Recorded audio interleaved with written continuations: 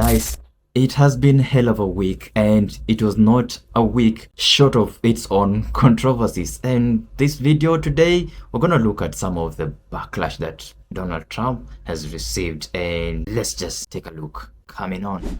I wish I was lying with what I'm about to tell you, but I'm not. Donald Trump's lawyers in court said that Donald Trump suffered mental anguish from CBS News' editing of a 60-minute interview with his opponent during the presidential election, Kamala Harris, last fall. Now, his lawyers argued this in court papers, saying that Trump's status as a content creator was also damaged by attention given to the interview. Now, this is all part of the Trump lawyer team opposing the CBS and Paramount attempt to dismiss the president's $25 billion lawsuit against the company that was filed in U.S. District Court in Amarillo, Texas, after they judge shopped, which is something that they accuse everybody else of doing. Now, Trump has claimed that the editing was done to the advantage of Harris, and CBS rejects that, saying that they edit all of their interviews for clarity and brevity. And if Donald Trump would have agreed to an interview with 60 Minutes, his interview would have been edited as well, but he refused to meet with them. One of the first presidential candidates in history not to meet with 60 Minutes since 60 Minutes became a thing. Now, even as Paramount is attempting to get the case dismissed, it is in discussions with the Trump team to settle this case outside of court.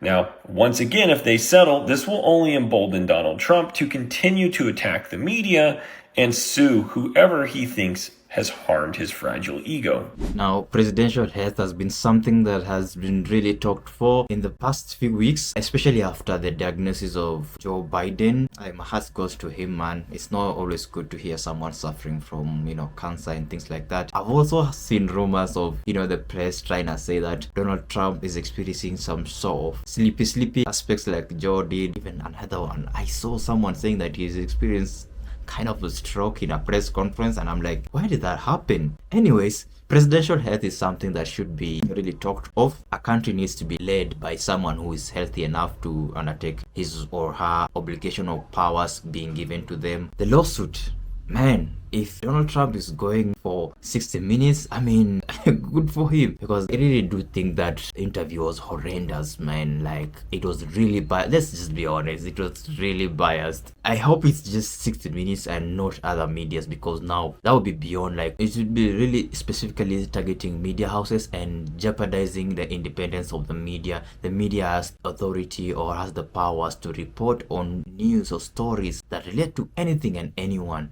and especially if they are doing so to inform the citizens, to educate the public, or to sensitize the public about a certain topic that they are not aware of. And I really do think that if he's gonna settle with 60 minutes, let them do that and not go after any other media just because they're, pushing a narrative that does not favor him, as he always says. On Wednesday of this week, a 3-judge panel at the U.S. Court of International Trade unanimously ruled that Donald Trump's trade war, specifically him invoking his emergency powers, because it was an economic emergency to put tariffs in place, was not valid, effectively striking down Donald Trump's main tool that he is using to unilaterally put tariffs on other countries, or at least the goods coming into the United States from the other countries that we ultimately end up paying for.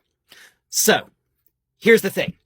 This does not kill Donald Trump's trade war in its entirety. In fact, not all of the tariffs that he has put in place were put in place using this emergency power that he gave himself by declaring a national emergency. So it only technically would affect some of the tariffs, technically most of the tariffs.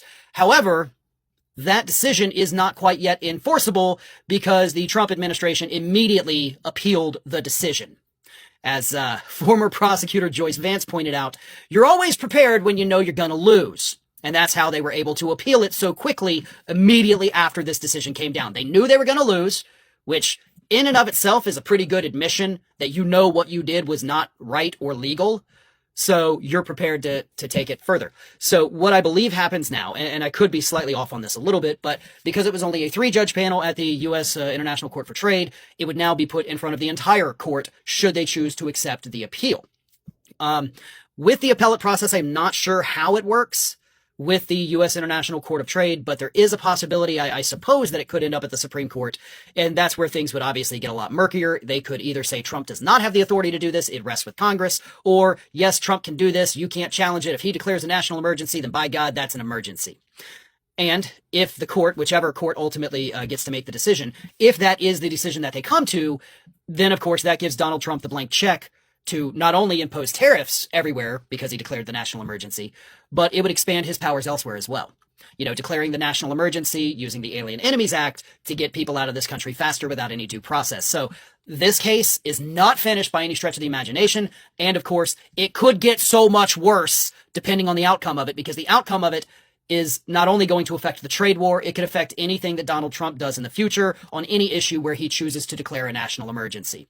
If the courts ultimately say that, yes, it's at his discretion what constitutes an emergency, then we're pretty much all screwed at that point. We all know that issue about tariffs wasn't going anywhere, bro. It doesn't make sense. We've really talked about tariffs in the sense that, yes, he's imposing tariffs on goods coming from different countries, but who is actually suffering? Is it the traders or the country that the goods are coming from, or is it the American people? And the answer is always the American people. They're the ones who are paying for those tariffs. Even though you support MAGA, bro, think about it. Yeah, citizens of a country like, say China are not gonna pay for that. They're not. It's really gonna be interesting how this situation is gonna pan out if this case is actually in court. And another court case also is the immigration one. Does Trump actually have powers to, call for people to be deported out of the country? I think the court is gonna clarify on that issue. And let's just hope that whatever decision that is gonna come out will be the one that favors the most citizens. Anyways, let's proceed. We have some news right now. Donald Trump is reportedly extremely irritated that his team didn't tell him about the taco trend, referring to Wall Street thinking taco stands for Trump always chickens out, as it relates to his trade policy, as it relates to his tariffs. According to CNN reporting, Donald Trump was not just irritated at the question and the fact that people are saying that he's chickening out, but he's very irritated at his own staff because they never briefed him on it. And in the Oval Office, allegedly, that was the first time during that press conference that he heard about the taco trend or the taco phrase. And to make matters worse for him, the taco memes of him in a taco, him wearing a chicken costume, I mean, they're exploding all over the internet right now as we speak. They have been since Wednesday, since that press conference in which Donald Trump lashed out, saying that it was one of the worst questions he's ever heard and that he never wanted to hear that question come out of a reporter's mouth again. Well, I never heard of that. But that seems to be a really irrelevant topic, especially on matters of national concern. Now, people are dealing with serious issues, and him getting angry or getting disappointed that he was not informed of that, it's 50-50. Yes, it's usually advisable to always put the president in check. He should be updated on what is going on in the country, and maybe he deserved to know that. But, expressing his disappointments to his team should be something internal, not something that we should know. Unless he was cracking a joke to, express a light moment there. Maybe. Just maybe. And I know Donald Trump with his ego, oh bro, I know he must be mad. He doesn't really love his ego being bruised. Yeah, to me it's just an irrelevant thing. Mr. President, Wall Street analysts have coined a new term called the taco trade. They're saying Trump always chickens out on your tariff threats, and that's why markets are higher this week. What's your response to that? I kick out? Chicken out. Oh, isn't that a chicken out? I've never heard that. You mean because I reduced China from 145% that I set down to 100% and then down to another number, and I said, you have to open your whole country. And because I gave the European Union 50% tax tariff, and they called up and they said, please, let's meet right now. Please, let's meet right now. And I said, okay, I'll give you till June 9th. I actually asked them, I said, what's the date? Because they weren't willing to meet. And after I did what I did, they said, we'll meet anytime you want. And we have an end date of July 9th. You call that chickening out? Because we have 14 trillion now invested, committed to investing, when Biden didn't have practically anything. Biden, this country was dying. You know that we have the hottest country anywhere in the world. I went to Saudi Arabia. The king told me, he said, you got the hottest. We have the hottest country in the world right now. 6 months ago, this country was stone cold dead. We had a dead country. We had a country people didn't think it was going to survive. And you ask a nasty question like that, it's called negotiation. You set a number, and if you go down, if I set a number at a ridiculous high number and I go down a little bit, a little bit, they want me to hold that number, 145% tariff. Even I said, man, that really got up. But you know how it got up? Because of fentanyl and many other things. And you added it up. I said, where are we now? We're at 145%. I said, whoa, that's high. That's high. They were doing no business whatsoever, and they were having a lot of problems. We were very nice to China. I don't know if they're going to be nice to us, but we were very nice to China. And in many ways, I think we really helped China tremendously because they were having great difficulty because we were basically going cold turkey with China. We were doing no business because of the tariff, because it was so high. But I knew that. But don't ever say what you said. That's a nasty question. That is a very interesting take, and it's really nice to see different perspective of this situation. I'm just gonna come back with my commentary later.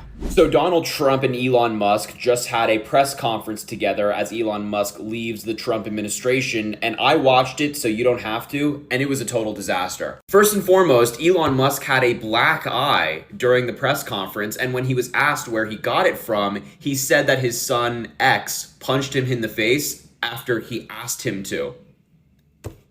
What? Then Donald Trump gave Elon Musk a golden key to the White House or to the country. He said he's only given it to a few people and Elon Musk deserves it. So he's getting a gift for failing. And there were other strange moments, like when Elon Musk was asked by a reporter about a New York Times article that came out today that alleges that his substance use was far more common than previously known. And he just started attacking the New York Times. You can see his quote here. He said, "Let's move on." Donald Trump also didn't rule out pardoning Diddy. What? So overall, the press conference between the two was really bad. No substance, and when questions were answered, they both just rambled for like 2 minutes straight each time. It was so difficult to listen to. I don't know how anybody sits and willingly listens to them speak. Am I shocked? Absolutely not. A combination of Elon Musk and Donald Trump, two very incompatible people in terms of expressing a solid opinion that people are gonna talk for, other than just them starting controversies that shouldn't even be aired. Elon is awkward. Donald Trump is an extremist in quotes. I really don't know if that's the right word to use, but yeah, you get what I'm saying. Two different energies, and whenever or whatever things they engage in and they show the public is usually sort of cringe. Like, let's just be honest. Anyways, for the last segment, we're gonna listen to someone who has worked in the government and has a completely solidified opinion about some things that she has observed. And I just want you to have a quick listen at it. I told you yesterday that Donald Trump has granted pardons that have wiped out over $1 billion in debts owed by wealthy Americans. Some of you have asked how that's possible. I'm Liz Oyer. I'm the former pardon attorney for the Department of Justice, and I'm going to explain that to you today. When you're convicted of a financial crime like fraud or embezzlement, the law requires you to pay back the money that you stole. It's called restitution. But the president has the power to grant pardons, which can wipe out your entire sentence, including your obligation to pay back the money. Let me give you an example. About a week ago, Donald Trump granted a full and unconditional pardon to a woman named Michelle Fiore. Fiore was an elected official in Las Vegas, Nevada. Fiore was raising money to build a memorial to a fallen police officer. She raised $70,000. But instead of spending that money on the memorial, she spent it on plastic surgery, her daughter's wedding, and her daughter's rent. That's fraud. A jury convicted Fiore, but then Donald Trump swooped in and granted her a full and unconditional pardon. As a result of the pardon, Fiore does not have to repay the $70,000 that she stole from the police memorial fund. In total, Donald Trump has granted pardons that have wiped out over $1 billion in debts owed by wealthy Americans who have committed fraud and broken the law. First of all, Diddy should not be pardoned. That is a no-no. Let the case roll. And secondly, oh my god, my jaw dropped when I heard of that woman that she conducted a plastic surgery amidst fans raised for sort of charity. Oh my god, how do you even do such a thing and live and show yourself in public? I mean, where is your heart at? Do you have a soul? And it seems like the Trump administration has a huge stockpile of controversies that we have yet to even unlock, because each and every day something comes up, and if you compile all these things, you literally just get tired. Because when will this end? Like, why is he allowing such things to happen? Why is he pardoning people with questionable characters? Not to say that Biden didn't do that, but as a president, don't even look at the previous administration. Like, you've promised your own fair share of things that you're coming to do, and can you just live up to it? That's all that citizens want. That's all that people are asking for. What do you think? Let me know in the comment section down there below. Share your thoughts. Also, consider checking out the speakers or guys that I've featured in this video today. Make sure to check the username that are embedded in the video that I've stitched. Go show support. Let me meet you in the next video. Peace out.